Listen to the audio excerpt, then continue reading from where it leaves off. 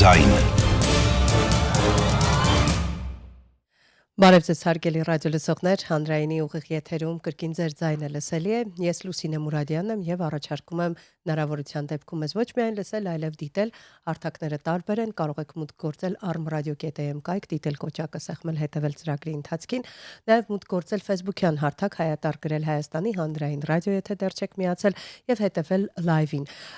Եթե հարցեր կունենաք թեմայի վերաբերյալ, կարող եք Facebook-յան հարթակի կոմենտներ հատվածում գրել, ես դրանք փորձեմ եւս հնչեցնել։ Վստահաբար կարծում եմ, որ շատերիդ մոտ հարցեր կառաջանան, որովհետև այսօր անդրադառնալու ենք մի այնպիսի թեմայի, որը առնչվում է բոլորիս։ Մենք շատ ենք խոսում, որ հայերը սիրում են համեղ ուտեստներ պատրաստել, նրանք հյուրասեր են, հայկական խոհանոցը բոլորովին այլ է եւ առհասարակ մենք հայերս ավելի ընդունված է, որ տանը պիտի ճաշենք եւ հիմնականում ամենօրյա սնունդն ընդունելու համար նախընտրում ենք տնային պայմանները, մտածելով, որ տնականն ուրիշ է,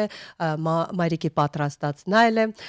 եւ իհարկե fast food կոչեցյալը, որը համարում ենք վնասակար ուտելիք, ավելի վնաս է, քան օրինակ տնական ուտեստները կամ ռեստորանի կամ այլ հաստատությունների ուտեստները, բայց արի ուտես, որ միշտ չէ, որ տնական ուտեստները, որ մենք մտածում ենք, թե առողջ է ու համեղը համեղ է, բայց առողջ չէ,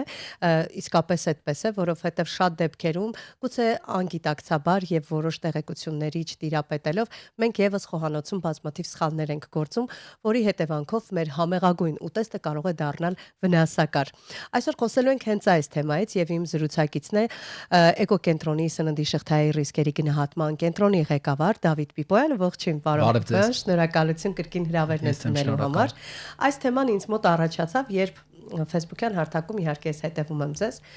եւ միշտ առանձնահատուկ հետաքրքիր ստատուսներով եք կիսվում, նաեւ դրանով օգտակար տեղեկություն փոխանցելով բոլոր հետևորդներին, որոնք կարդում են։ Ես հաճախ տեսնում եմ, որ ինչ որ մթերքի մասին բան եք գրում, օրական ինչքան եք օգտագործում կամ որքան հաճախ է ձեր խոհանոցում այն դրվում, հետագայում ենք բոլորս ողջևորված պատասխանում ենք ու վերջում պարզվում է, որ բոլորս սխալ ենք անում։ Եվ հասկացա, որ մենք շատ բան չգիտենք սննդի ճիշտ օգտագործման, չափաբաժինները ճիշտ խառնելու եւ առհասարակ հիմա արդեն բավականին բան փոխվել է բազմաթիվ եթերների շնորհիվ իհարկե եւ ձեր տարբեր հարթակներում ելույթների շնորհիվ, որ օրինակ մենք չենք պատրաստում աղցաններ պատրաստի եւ ամանորին հատկապես 6-7 օր վերցնում սեղանից, դնում սառնարան, հետո նորից բերում։ Ես նկատել եմ, որ բազմաթիվ տնային տնտեսուհիներ պատրաստում են այնքան չափաբաժին, որ այդ օրն է օգտագործվելու։ Սա արդեն ոգևորող է, բայց ինձ թվում է մենք հասել ենք այն հարթության, որ հիմա էլ պիտի հասկանանք, թե ինչպես ճիշտ համադրենք մթերքները, որոնք չբերեն բազմաթիվ այլ ռիսկերի ու խնդիրների։ Միանշանակ նախ ասեմ, որ իսկապես շատ լավ թեմա եք ընտրել եւ հատկապես այս արդեն շրջանում, ինչու որովհետեւ գիտեք մի փոքր ծիծաղելի կլինի, երբ տոներին այս թեմայով զրուցենք, որովհետեւ բոլորս շատ լավ գիտենք, որ մարդիկ պետք է վայելեն այդ մի քանի օրը, լիուլի խախտեն, օգտագործեն նաեւ բնական ալկոհոլային ըմպելիքներ, բայց տոներն ավարտվեցին եւ բոլորս պետք է անցնենք մեր առօրյա կենսակերպին եւ այս առումով պետք է նշեմ շատ կարեւոր խնդիր դա էվոլյուցիան է եւ մեր հետազոտությունները, որ մենք իրականացնում ենք յուրաքանչյուր տարի, մենք մեր հետազոտություններով ենք սովորում։ Ինչու, որովհետեւ հավատացեք ինձ, ես ձեզ հավաստիացնում եմ, դա նաեւ մեր սոցիոլոգի պահանջն է։ Ես իմ սոցիալական նաև ցանցում ինչու եմ հաճախ անդրադառնում, որովհետև հետազոտությունների պատկերը, որոնք որ բերում են, իմ հետազոտական խմբերը ինձ համար շատ տարօրինակ են, որովհետև ես այն սննդային սովորույթները, որ ունեմ, կամ այն ուտելիքները, որը սիրում եմ, հետո բերում են ինձ ասում են, գիտեք, մենք չենք օգտագործում այս մթերքը, ինձ համար բավականին զարմանալի է։ Հետագայում, երբ նայում եմ հետազոտության պատկերը, փորձում եմ նաև սոցիալական ցանցի միջոցով հասկանալ, թե օրինակ ինչու իմ ընկերները չեն օգտագործում կաթ, ինչու իմ ընկերները չեն օգտագործում ձուկ, ինչու ընկերներս չեն օգտագործում գառի միս, որովհետև այո, կարող է բազմաթիվ խնդիրներ լինեն, մի դեպքում կարող է գրեն, որ թանկ է։ Ես բնականաբար հասկանամ, եթե գրեն, որ թանկ է, բայց ես նաև նկատեցի, որ նույն մարդիկ հիմա այնպես չի, չէ, որ տավարի միսն էլ էժան է։ Բայց մարդիկ նույն այդ տավարի միսը օգտագործում են։ Այստեղից հասկացանք, որ բազմաթիվ մարդիկ նշել էին, որ օրինակ չեն կարողանում մարսել կամ համը չեն սիրում կամ հոտ են առնում, նույնը ձկան սպառման հետ կապված կամ կաթի սպառման հետ կապված, բայց շատ ավելի կարևոր խնդիրներ կան, Եվ այդ կարևոր խնդիրները վերաբերում են մեր գիտելիքին եւ մեր իրազեկման աստիճանին, ինչու որովհետեւ գոլեգաներս հաճախ կատակ են անում, որ մենք ցանկացած հետազոտություն, որը իրականացնում ենք, հետագայում բերում է մեզ մոտ վարքագծային կանոնների փոփոխության։ Ես միշտ գործընկերներիս ասում եմ, երեխեք, տարօրինակ կլիներ հակառակը։ Այո։ Որովհետեւ եթե մենք անում ենք մի հետազոտություն, եւ մենք այդ հետազոտության արդյունքներից հետո վարքագծի որևէ փոփոխություն չունենք, ապա ում համար ենք այս հետազոտությունը իրականացնում։ Սա շատ կարեւոր է։ Ինչու, որովհետեւ նայեք, մենք հաճախ սկսել ենք արդեն ունենալ այդ փոփոխությունները մակնշումներին հետևելու, չէ, երբ գնում ենք խանութ։ Հետևում։ Բայց նույն բաղադրիչը, երբ մենք տանն ենք օգտագործում, արդեն չենք հետևում քանակներին։ Վերել ենք տունել չի փչանը։ Այո, եւ մեզ թվում է, թե նաեւ չունենք օրինակ խնդիրներ։ Հիմա այսօր ճիշտն ասած եւ ընդհանրապես այս տարի շատ եմ անդրադառնալու երկու կարևոր խնդրի, դա աղի սպառումն է եւ շաքարի սպառումն է։ Այս երկու կարևոր խնդիրներին կուզեմ անդրադառնալ։ Ընդհատում եմ, բայց հարց ունեմ։ Հայաստանի Հանրապետության բնակչությունը շատ է օգտագործում աղ եւ շաքար։ Իհարկե թիրախային խմբերում է, ունենք թիրախային խմբեր, որ շատ սարսափելի մեծ քանակությամբ շաքար են օգտագործում եւ շատ մեծ քանակությամբ աղ, եւ այս առումով եւս ես միշտ գործընկերներիս հետ ասում եմ, եկեք տվյալները ըստ տոկոսների նայենք։ Ասում եմ, եթե կա խումբ, որը որ կարողացել է նորմայի մեջ ստանալ, նշանակում է, որ մենք մարդկանց կարող ենք նաև օրինակ բերել, ասել այ տեսեք, այս մարդիկ, ովքեր որ օրական այսքան են օգտագործել հաց, այսքան են օգտագործել լավաշ կամ աղի պանիր, աղը թույլատրելի նորմի մեջ են ստացել եւ մի հետաքրքիր դրվագ պատմեմ հանրային հեռուստաընկերության եթերում հաղորդման հյուր էի հրավիրված եւ հանդիսատեսի քվեարկության հնարավորություն ունենք, խնդրեցի հաղորդավարին, որ երկու անգամ կազմակերպենք քվեարկությունը հաղորդումը սկսելուց առաջ եւ եթերի ավարտին, ինչու որովհետեւ մեր նաեւ սպառողները, մեր հայ ազգի ներկայացուցիչները, երբ ասում են աղի սպառում, իրենք միանգամից պատկերացնում են այն աղը, որը մենք ավելացնում ենք ուտելիքին եւ ասում են մենք ավել աղի օգտագործում չունենք։ Հետո երբ բացատրում ես մարդկանց, ավելին բազմաթիվ ժամանակակից աշխարհում հացը առնում ենք շատ աղի է, լավաշն առնում ենք աղի է, պանիրը աղի է։ Հիմա մարդիկ ասում են, բա ինչ ես առաջարկում։ Նայեք ինչ ենք առաջարկում։ Իրականում մենք միշտ պրակտիկ լուծումներով ենք հանդես գալիս։ Շուկայում կա եւ աղի պանիր, եւ աղի ցածր պարունակությամբ պանիրներ, հա, ինչպես յուղը։ Տեսակից է կախված, քաղցր պանիրներ։ Միանշանակ, այո, այս ամենը շատ կարեւոր է մեզ համար, նախ որ պատկերացնենք ռեալ իրական կյանքում դա քանի գրամն է։ Ես կարծում եմ, որ սա մեր հետազոտությունների ամենակարևոր հատվածն է։ Տեսեք, ես նաև առողջապահության նախարարությունում երբ գնացել էի ելույթ ունենալու, դուք գիտեք, ես այն մարդկանցից եմ եղել, որ լիուլի նաև քննադատում էր հանրային այդ սննդի կետերից, ասում էի, սա որևէ հետևանք, հա, չափելի արդյունք, որ մենք ակնկալենք հանրային առողջապահական բարեփոխում չի ունենալու, ինչու, որովհետև ես տեսել էի նաև մեր հետազոտություններից, որ Հայաստանի Հանրապետության ազգաբնակության սննդակարգում աղի համար 1 աղբյուրը դա հացն է եւ լավաշը։ Սա շատ ոչ, տեսեք, որովհետև մենք հացը եւ լավաշը օգտագործում ենք մեծ քանակով։ Ներեցեք, բայց այստեղ մի բան էլ հավելենք։ Հացի մեջ նաեւ շաքարավազ կա։ Այո։ Ուզում եմ այսօր խոսենք այս թաքնված վտանգների մասին, որը որ մարդիկ իրականում չեն կարող նաև պատկերացնել, թե որքան մեծ թվերի մասին է խոսքը։ Ես օրինակ մի փոքրիկ տենց թվերով սկսեմ ասել, որ մարդկանց համար եւս պատկերավոր լինի։ Մեր հետազոտությունը, որը իրականացրինք լավաշի շուկայում, ցույց տվեց, որ Հայաստանում, հատկապես Երևանում իրացվող լավաշների մեծ մասը 100 գրամի հաշվարկով ունի 2-ից 2.5 գրամ աղի պարունակություն։ Մենք ունենք աղի օրական թույլատրելի շեմ, դա 5 գրամն է։ Այսինքն ընդամենը 200 գրամ լավաշ օգտագործելու դեպքում մենք գերազանցում ենք այդ 5 գրամը։ Օ Աստվածներ։ Երբ մենք չենք պատկերացնում դա ռեալ թվերով, հա, լաբորատոր փորձարկումներով, մարդկանց թվում է, թե դա այնքան մեծ քանակ է, որը հնարավոր է։ Իսկ հիմա այս օրինակ բերեմ նաև հացը։ Հացում ունենք իհարկե լավաշից մի փոքր ավելի պակաս պարունակություն, 1.6-ից 1.8-ն է եղել ամենատարածված աղի քանակները Երևանում իրացվող հացերում, բայց մենք էլ ունենք Երևանում հացի բավականին մեծ սպառում։ Օրինակ մեր սպառողների մեծ մասը օրական 2-250 գրամ հացի սպառում ունի։ Դասմեն առանցած չենք կշտում։ Այո, եւ այս առումով շատ կարեւոր է, որ մենք նաեւ մարդկանց իրազեկենք եւ բացատրենք, որ եթե դու օգտագործում ես օրինակ 200 գրամ հաց եւ օգտագործում ես օրինակ 50 գրամ պանիր, արդեն իսկ այդ 5 գրամը սպառվում է եւ նաեւ օրինակները, որը որ տանը, հա, թեման նաեւ կապելով տանը պատրաստվող ուտելիքներին, մենք նաեւ շաքարի հետազոտություն ենք իրականացնում։ Մենք բոլորս խոսում ենք, անխտիր բոլորը մասնագետները գազավորված ըմպելիքների վնասի մասին։ Չէ՞ որ գազավորված ըմպելիքների ռիսկերը պայմանավորված են շաքարի բարձր քանակով, որովհետև մենք նշում ենք, որ այդ գազավորված ըմպելիքով դուք կարող է հա շաքարի օրական թույլատրելի շեմը գերազանցեք։ Ես իհարկե պետք է ողջունեմ մեր նաև տնային տնտեսուհիներին, որովհետև սա այնպիսի հետազոտություն էր, որ խանութից միայն չէինք կարող ձեռք բերել կոմպոտներ, եւ խնդրել էինք մեր տնային տնտեսուհիներին, այո, որ նաև տնական կոմպոտներ մեզ տան եւ նաև զանգահարում էինք, որպիսի բաղադրակները հարցնենք, որ համեղ լինի։ Ես ձեզ կարող եմ զարմացնել, իհարկե մեր ունիկալ հաղթողը Գեղարքունիքի շրջանից էր, երբ որ 3 լիտրանոց կոմպոտի մեջ օգտագործում էր 1 կիլոգրամ 200 գրամ շաքարավազ։ Իհարկե դա ասում եմ 1 կիլոգրամ 200 գրամ շաքարավազի դեպքում դուք պատկերացրեք ընդամենը 3 լիտր։ Իհարկե միրգը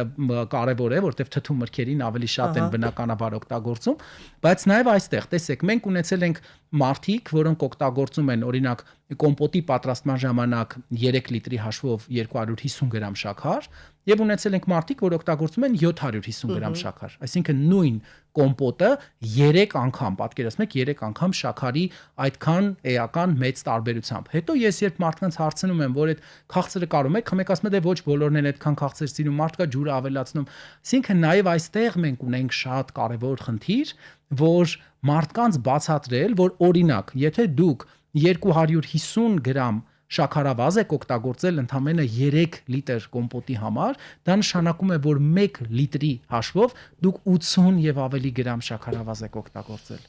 Որպեսզի մարդը հասկանա սրանից հետո, որ այդ ամեն բաժակը, որ վերցնում է իր ձեռքը, պատկերացնի, որ 300 այս բաժակը մոտավորապես 300 գրամ կլինի, ինչքան հիմա ջուրը լցված 250 գրամ, որ ամեն 250 գրամանոց կամպոտը օգտագործելուց, երբ մենք բոլորս մտածում ենք, որ նա տանն է պատրաստված, նա շատ օգտակար է, հասկանա, որ բավականին մեծ քանակությամբ շաքար ենք մենք ստանում։ Եվ մյուս կարևոր հանգամանքը, որ մարդիկ սկսեն արդեն քանակներով պատկերացնել։ Սա էլ է շատ կարևոր։ Ինչու եմ նշում, որովհետև ամբողջ աշխարհը հասկացավ, որ ընդհանրապես սնման ուղեցույցները եւ հանրային իրազեկումները չպետք է լինեն գիտական տերմիններով։ Այո, հասանելի պիտի լինի մարդկանց։ Հիմա եթե ես համարը մարդկանց գամ ներկայացնեմ հա կիլոգրամներով եւ պրակտիկ թվերով չներկայացնեմ այս թվերը, ինչու եմ ես հատկապես այդ չափաբաժինները հայկական չափաբաժիններով վերեմ, որտեղ բոլորս գիտենք ոչ մեկիս համար 100 գրամ լավաշ ուտելը խնդիր չէ, մենք այդպես մեծ սիրով մեկ բրդուճի մեջ 100 գրամ լավաշը փաթաթում ենք եւ օգտագործում ենք։ Ես հատուկ դրա համար այդ նաև վերջին տարիներին իմ բոլոր հաղորդումների ընթացքում անդրադառնում եմ մեր հայկական չափաբաժիններով, որպեսզի մարդը հասկանա, թե որքան հեշտ է ստանալ այս քանակները եւ աղի, եւ շաքարի, եւ մյուս կարևոր մյուս կողմից։ Այո, մյուս կարևոր բանը դարձյալ տանը պատրաստվող ուտելիքների հետ կապված, դե բնական է նաև սննդի անվտանգության խնդիրը մենք ունենք։ Դա իհարկե տնային տնտեսուհիների աշխատելու աստիճանն է, հա, գործազրկության մակարդակը, որովհետև մենք քանի որ երկար տարիներ է այս հետազոտություններն իրականացնում ենք, հա, 1 տարի չէ, 2 տարի չէ, մենք նաև տեսնում ենք Հայաստանում եւ Երևանում մարդկանց սնման սովորույթների փոփոխությունները, թե որքան արագ է։ Նայեք, այստեղ շատ կարևոր խնդիր ունենք, նախ խիստ արտահայտված տարիքային սնման սովորույթներ ունենք։ Այ օրինակ, եթե ինձ հարցնեք գազավորված ըմպելիքների եւ էներգետիկ ըմպելիքների խնդիր մենք ունենք 35 եւ ավել տարիքային խմբերում, ես կասեմ միանշանակ ոչ, որովհետեւ շատ քիչ է սպառումը էներգետիկների, որ ասեմ գազավորված ըմպելիքների մեծ տոկոսով կլաստերներ ունենք, որ շատ են օգտագործում, դարձյալ ավելի երիտասարդներին է դա հատուկ։ Դա հատուկ է ավելի, իսկ էներգետիկ ըմպելիքները ընդհանրապես ես պետք է ձեզ զարմացնեմ, որ այն խմբում է ամենատարածված, որին արգելված է։ Դեռահասների խմբում ամենատարածվածն է, այսինքն դեռահասներին չի կարելի, որովհետև ինքը ունի կոֆեինի բարձր պարունակություն, բայց շատ ավելի տարածված է այս սնման սովորույթը դեռահասների, քան հա չափահասների շրջանում։ Եվ այս առումով կա շատ կարևոր խնդիր, որ ինչու եմ ասում պետք է բացատրական աշխատանք անենք։ Մենք քանի որ շատ դպրոցականներ ենք ընդունում, ես հրավիրում եմ դպրոցականներին եւ տենց դպրոցականին հա բնորոշ, չգիտեմ, բառերով, բառապաշարով փորձում եմ աշխատել իրենց հետ։ Երեխաներին ասում եմ Ազիզ ջան, լարի նստի կողքս, գալիս են երեխաները նստում են կողքս եւ հարցնում եմ, ասում եմ այ օրինակ ո՞նց ես կարծում ձեր տնեցիները քեզ թողեն դու նստես 3 բաժակ սուրճ խմես։ Երեխաները մի անգամ ասում են իհարկե ոչ։ Ասում եմ, իսկ դուք գիտեք, որ այդ ձեր կողմից օգտագործված ըմպելիքում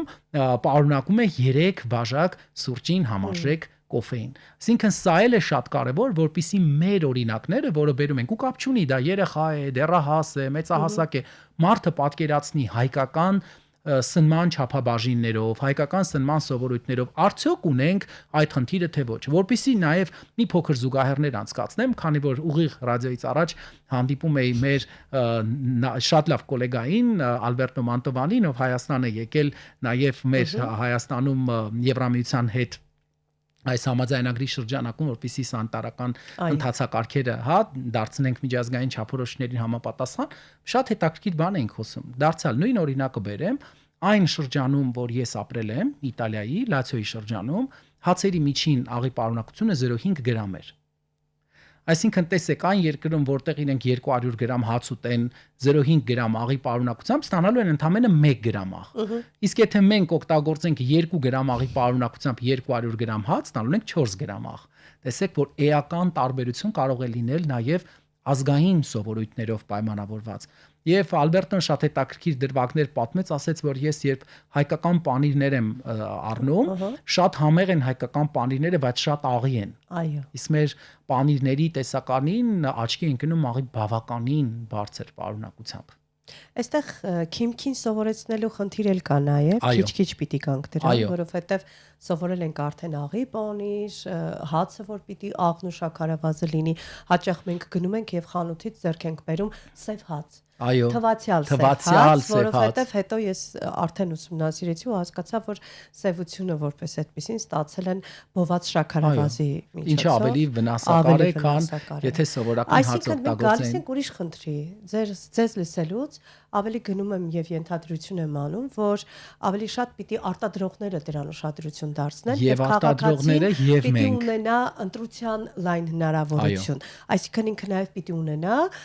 փոքր քանակությամբ աղի, շաքարավազի պարունակությամբ մթերքներ, նույնը թեկուզ ունենա մեծ։ Այս պարագայում արդեն ես կկարողանամ ընտրություն անել եւ ձեռք բերել, եթե ուզում եմ ավելի առողջ սնվել։ Տեսեք, վատ բան եմ ասելու,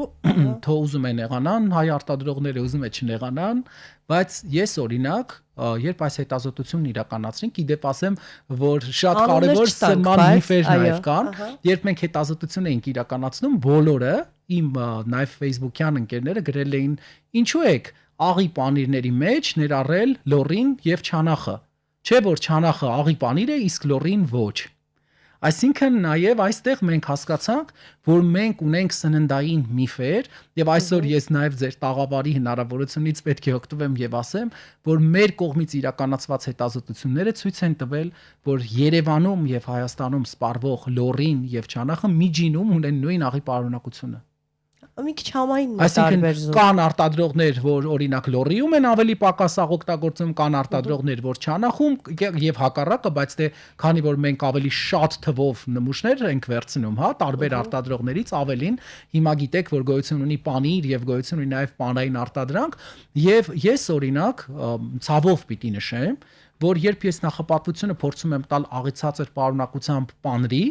ես ձեռք եմ բերում ոչ տեղական պանիր։ Հա, դե ստիպված։ Բայց ստիպված, այ ինչպես դուք ասեցիք, մենք պետք է հասկանանք, որ նաև մեր հանրային սննդի կետերը, մեր արտադրությունները, քանի որ Հայաստանում հետզհետե նաև ավելանում է ամեն տարի այն մարդկանց քանակը, որոնք հետևում են առողջ ապրելակերպի, սնման կանոնների, ուշադրություն են դարձնում, ի վերջո եկեք չմոռանանք եւս մի կարևոր հանգամանք, որ ես իհարկե ցավով սա պիտի նշեմ, բայց մենք Հայաստանում միասնական չենք ոչ մի հարցում։ Եվ սա նպաստում է նաև, որ մեր մոտ որևէ դրական փոփոխություն եւ որևէ դրական ռեֆորմ չենք կարողանում անխոչնդոտ իրականացնել, որովհետեւ ես ստիպված դե բնական է ցանկացած, հա, ինտերվյուից հետո նաև մեկնաբանություններն եմ կարդում, երբեք չեմ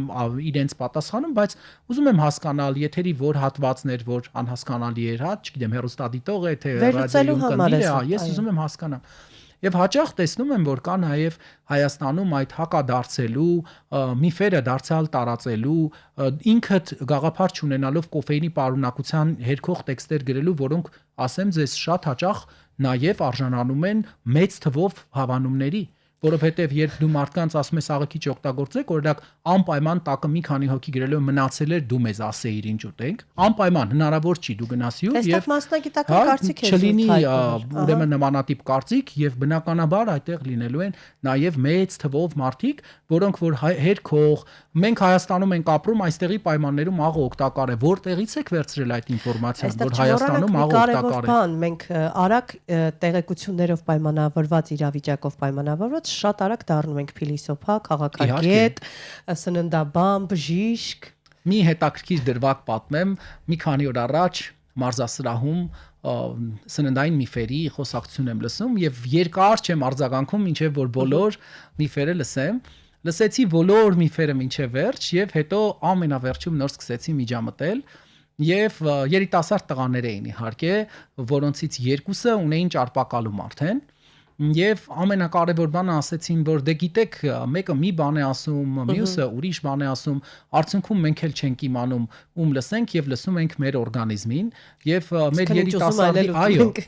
ասում եմ օրինակ ո՞րն է օրգանիզմը, ասում է դե հիմա որ մասնագետներին լսես, պարզ է որ մասնագետը պետք է ասի գիշերը քաղցր մի կերեք, բայց ես երեկոյան ժամերին քաղցրի պահանջ եմ ունենում, քնելուց առաջ անպայման մի մեծ կտոր քաղցրավենիք եմ օգտագործում։ Ես նայեցի մարդը ճարպակալման առաջի աստիճան ունի։ Դե պարզ է մտքիդ մեջ մտածում ես որ գուցե մասնագետներին լսեիր, այդ խնդիրներից հնարավոր կլինի խուսափել, բայց այստեղ եւս մի կարևոր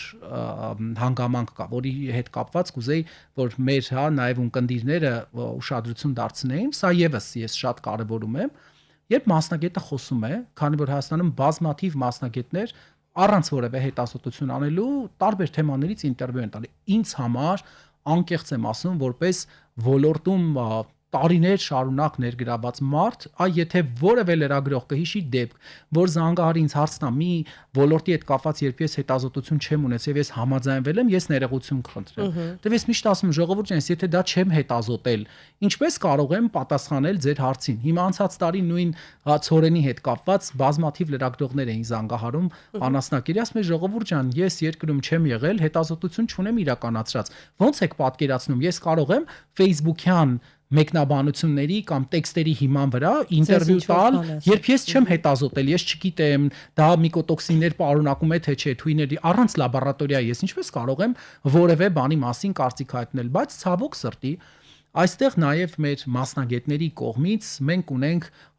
որոշակի խնդիրներ, այո, սննդագիտության եւ սննդաբանության հետազոտությունները շատ թանկարժեք են։ Այո։ Ոչ բոլոր մասնագետները ունեն այն տվյալների բազաները, որոնք որ մենք ունենք, եւ ես երիտասարդին նաև դա էի բացատրում, որ տարբեր մասնագետներ երբ ասում են տարբեր բաներ, որը իդեպ նաև շատ եզակի հանդիպող երևույթ է, որտեղ հիմնականում ես հետևում եմ մասնագետներին, հա պլյուս մինուսով հիմնականում խոսքը նույնն է, եւ մենք եթե մեր խոսքը ուղված չի բարեկեցությանը, մարդկանց առողջական խնդիրները ավելի լավը դարձնելուն, այլ ուղված է մեզ ցուցադրելուն,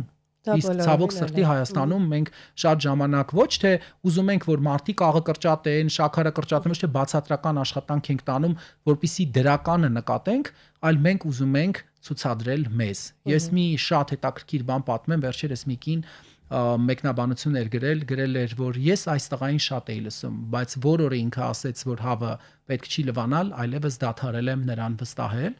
Այսինքն նաև մարդկանց համար 21-րդ դարում, որտեղ կան բազմաթիվ աղբյուրներ ստուգելու մասնագետի խոսքի, գիտական լինելը, ի վերջո հիմա ԱԲ կա։ Հարց ունենք։ Դեռ ԱԲ-ից էլ նորմալ չենք օգտվում։ ԱԲ-ի յուրաքանչյուր ասած հալածյուղի տեղ ընդունվում է եւ ԱԲ-ն ոչ թե օգնական է ծառայում, այլ վնասող փոխարինող է ծառայում։ Այս պարագայում շատ սխալ են շատերը օգտագործում այդ գործիքը։ Դե հենց դրա համար նաև ինչն է շատ կարևոր, որպեսզի այն մասնագետները, որոնք որ խոսում են, այն ընդամենը էլի դարձյալ մի քանի օր առաջ խոզի բդի հետ կապված խորհուրդ էի տվել, մեկը գրել էր, այս տղայի ասած ռեցեպտով քարի կտոր կդառնա, բայց ես բոլորին ասում եմ ժողովուրդ դուք հաշվի չեք առնում, որ ես մինչև տաղավար մտնելը առնվազն 5 անգամ դա պետք է փորձարկեմ, որ մտնեմ եթերում դա ասեմ։ Դե ես չեմ կարող, չեմ Արթունն ասել մի բան, որը որ գիտեմ, որ ուտելիքը դրանից ավելի վատը կդառնա, ավելի անհամ կդառնա, ինչու, որովհետև գիտեմ, որ այդ սնման սովորույթը չի դառնա առօրյական մարդու համար, սա էլ է շատ կարևոր։ Դրա համար ինչու եմ ուզում հատկապես վերջին հաղորդումներս հիմնականում խնդրում եմ նաև հաղորդավարներին, որ հիմնականում մի քանի թեմայից խոսենք, մի քանի խնդրից, որովհետև մարդկանց համար եւս երբ շատ ես դու ինֆորմացիան տալիս, իսկ հետազոտող գիտնականը հիմնականում շատ ինֆորմացիա է ունենում, եւ այս առումով կուզեի միշտ չի բավականացնում։ Այո, բայց այսօր ինչի էի ուզում հենց աղից ու շաքարից խոսենք, որովհետև ցավոք սրտի մենք տանը պատրաստում ենք նաև բազմաթիվ ուտելիքներ, որոնք բավականին բարձր աղի եւ շաքարի պարունակություն ունեն։ Մենք էլ ավելացնում ենք։ Այո, սա շատ կարևոր է, օրինակ նույն այդ կոմպոտները, որ պատրաստում ենք, օրինակ նույն կոմպոտների հետ կապված, ես ընդունում եմ, որ 250 գրամ տալիս են, որպեսզի նաև կոմպոտը չփչանա, բայց բացարձակապես կարիք չկա 250 գրամից ավել շաքարավազ օգտագործելու, այսինքն ես հստակ կոնսերվացման համար անհրաժեշտ շաքարը եւ այդ շատ բարձր քանակներով շաքարը, որը դուք հետո միևնույն է ջուր եք ավելացնելու, հավաստիացնում եմ ձեզ, որ տարբերելու եմ եւ տարբերում եմ, որտեղ մենք լաբորատոր փորձաքննություն ենք անում։ Մյուս կարևոր բանը դարձյալ, երբ մարդը դարձյալ տեսնում եմ, նոր մայրիկները, նոր տրենդերը մայրիկների, անշուշտ շատ լավ է, որ նոր մայրիկները երեխաներին ազատ են պահում, դա շատ կարևոր երևույթ է, որովհետև կարծում եմ բոլորը գիտեն եւ իմ հասակակիցներով երբ հավաքվում ենք, բոլորը շատ լավ հիշում ենք, որ մենք մեր հայրիկների հետ նույն փոխհարաբերությունները չենք ունեցել, որտեղ մեր ժամանակ մայրիկի եւ հայրիկի մի հայացքը սաստող էր եւ բավարար էր եւ մենք չէինք կարող մեզ այդ ազատությունները թույլ տալ։ Բայց ինչ ունենք այսօր արդյունքում եւ նաեւ առավոտյան եմ խոսել սրա հետ կապված, երբ երեխան առողջ սնման սովորույթներով չի մեծանում, մանկապարտեզում նա արդեն սկսում է հրաժարվել բոլոր առողջ ճաշատեսակներից առողջարար։ Եվ ես խոսում եմ շատ հաճախ մանկապարտեզների կամ դպրոցների պատասխանատուների հետ, երկար կամ շատ ծանր գրաֆիկ ունեցող երիտասարդ մայրիկների երեխաները սովոր չեն օգտագործել բանջարեղենային աղցաններ, սուպեր։ Հետո այդ երեխան գնում է մանկապարտեզ եւ մանկապարտեզում արդեն սկսում է հրաժարվել այս ճաշատեսակներից։ Դրա համար էի ասում, որ փոխվող աշխարհում, երբ մայրիկները շատ ծանրաբեռնված են Երևանի խցանումների պարագայում, կարծում եմ դուք էլ շատ լավ գիտեք, որքան դժվար է հայ մայրիկին, երեխային հասցնել դպրոց, հետո ինքը հասնել աշխատանքի, հետո գնալ տուն, խանութ, եւ այս առումով իհարկե մենք ունենք սնման սովորույթների վատ տարածում եւ հատկապես կիսաֆաբրիկատների լիուլի տարածում։ Եվ օրինակ եթե տարական օրինակ բերենք, հիմա եթե դուք մտնեք սառեցրած, սառցախցիկների բաժին, կտեսնեք, թե գրեթե բոլոր արտադրողները առաջարկում են պիլմենիներ, խինկալիներ, նրբաբլիթներ, իշլիքյուֆտաներ, ինչու, որովհետև բնականաբար այս մթերքները արդեն տանը որպես կիսաֆաբրիկատ շատ արագ հնարավոր է պատրաստվել, բայց որպես այդպիսին, որպես կանոն այս մթերքները աչքի են ընկնում դարձյալ աղի բարձր պարունակությամբ, սննդային հավելումների բարձր պարունակությամբ, այն դեպքում, երբ երեխան պիտի ուտի միրգ, պիտի օգտագործի բանջարեղեն։ Բայց նրանք էլ ժամային ճիշտ գոտիներում պիտի օգտագործվի։ Տեսեք, ոչ միայն երեխայի մասն եմ խոսում, ընդհանուր նկատմամբ։ Ժամային գոտիները, եթե օրինակի համար մարդը չի հասցրել, տեսեք, դարձյալ այստեղ միֆեր ունենք, այո, կան որոշակի մրգեր, որոնք որ բավականին մեծ քանակությամբ ազատ շաքար են պարունակում, եւ ասում ենք, որ մոդերացված օգտագործեք, օրինակ մի օգտագործեք կես կիլոգրամ խաղող, որ շատ բարձր շաքարի պարունակություն ունի։ Բայց մենք ունենք նաեւ մրգերի ուղեցույց, որ մարդը յուրաքանչյուր օր պիտի 200 գրամ միրգ ուտի։ Այո, բայց ոչ գիշերվա կեսին։ Եթե օրինակ առավոտյան կամ ցերեկը չեք հասցրել, ավելի լավ է դուք երեկոյան ուտեք նարինջ, օգտագործեք կիվի, ոչ շատ բար, բայց միրգ օգտագործեք, քանչ օգտագործեք։ Սա էլ է շատ կարևոր եւ այդ մեսիջը, մենք պետք է փոխանցենք նաեւ մարդկանց։ Այսինքն մենք ծայրահեղությունից ծայրահեղություն չպետք է ընկնենք, այլ պետք է բալանսավորենք եւ մեր տնական ընտանեկան ուտեստներում է որ յուղալի, տնական յուղը վրան տարբերակը այնպես չի, որ միշտ ճիշտ է, հա, գուցե համեղ է, բայց պետք է հաշվի առնենք թե աղի օգտագործումը, թե կարտոֆիլի օգտագործումը, թե ալյուրի օգտագործումը, թե շաքարավազի։ Միանշանակ։ Սրանք 4 կարևոր են ամենաշատ Այո։ վնասող մթերքներն Չափի են, մեջ չէ։ ամեն ինչ գեղեցիկ է եւ ես որպես 15 տարվա ռիսկի գնահատման մասնագետ բոլորին հավաստիացնում եմ, ով ունի բազմազան սննդակարգ, նա գրեթե երբեք չի ունենում սննդում քիմիական ռիսկեր։ Ռիսկերը միշտ առկայեն են մարդկանց մոտ, որ մեկ տեսակի մթերքը օգտագործում է մեծ քանակներով։ Եվ արդյոք այդպես է ձեր հետազոտություններում, որ վերմիշել, մակարոնեղեն մենք ավելի շատ ենք օգտագործում, շատ, հա։ Սա մտահոգող է, չէ, որովհետև ի վերջո ալյուրի Տեսեք, չափականն է։ մտահոգող է նաև այն հանգամանքը, որ մեզ մոտ Հայաստանում մեր 11 տարվա հետազոտությունը ցույց է տվել, որ մարդկանց էներգիայի 50%-ը ալերային հիմքով մթերքների հաշվին է, այսինքն մարդիկ բազմազան չեն սնվում։ Եվ եթե մենք ճիշտ սնվենք ու բալանսավորված սնվենք, նաև զերծ կմնանք ճարպակալումից, այս պարագայում այլևս կարիք չի լինի տարատեսակ դիետաների, տանջվելու, ինչ որ բանից զրկելու, օրգանիզմը վնասելու, որովհետև համապատասխան ուտեստներից զրկվելով դու նաև զրկում ես որոշակի վիտամինների, Միանշանակ։ Մակրո բաղադրիչներից եւ միկրո սննդանյութերից։ Ահա, չափի մեջ ամեն ինչ ոչ միայն գեղեցիկ է, այլև առողջարար։ Ես գիտեի, որ չէր բավականացնելու մեր 30 րոպե եթերաժամը, բայց այդուհանդերձ ես լիահույս եմ, որ որոշ ժամանակ անց մենք կրկին կհանդիպենք այս ստուդիայում եւ կշարունակենք շատ կարեւոր այս զրույցը, որովհետեւ սա կապ ունի մեր առողջության, մեր առօրյայի եւ կարեւոր